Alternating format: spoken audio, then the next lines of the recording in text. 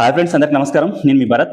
అయితే పొద్దున్న లేసి మన తెలంగాణ రాష్ట్ర సీఎం రేవంత్ రెడ్డి గారు డ్రగ్స్ రహిత తెలంగాణ చేస్తా, డ్రగ్స్ తెలంగాణ నుంచి పారదోలుతారా అని పెద్ద పెద్ద డైలాగ్ చెప్తారు కదా. ఇవాళ ఏమైంది?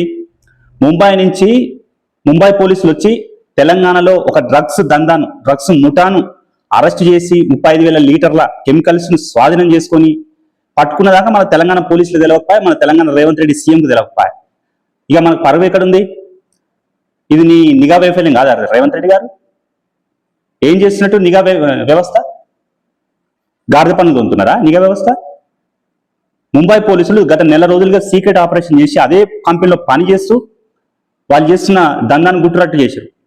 దాదాపు 35,000 లీటర్ల కెమికల్స్ ని స్వాధీనం చేసుకురు, 25 లక్షల రూపాయలను పట్టుకురు. దాని వెనకాల కూడా పెద్ద బడా నేత ఉన్నాడట.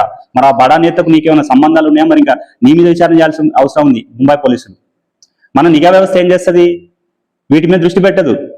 మన సోషల్ మీడియాలో ప్రభుత్వానికి ఎవడు పోస్టులు పెడుతుండు, ఎవరిని ఎట్లా అరెస్ట్ చేయాలి, ఎవరిని సీజ్ చేసి తీసుకుపోయి కొట్టాలి, ఎవరి మీద 3rd డిగ్రీ ప్రయోగించాలి, మంగ్లీ ఎక్కడ దావతులు చేస్తుంది, మంగ్లీ ఎక్కడ తిరుగుతుంది, ఎట్లా అరెస్ట్ చేయాలి, ఎట్లా కేసులు పెట్టాలి, కేటీఆర్ బామ్మర్ది ఎక్కడ తిరుగుతుండు, ఎక్కడ బర్త్డే పార్టీలు చేస్తుండు, మనకి ఇది కావాలి.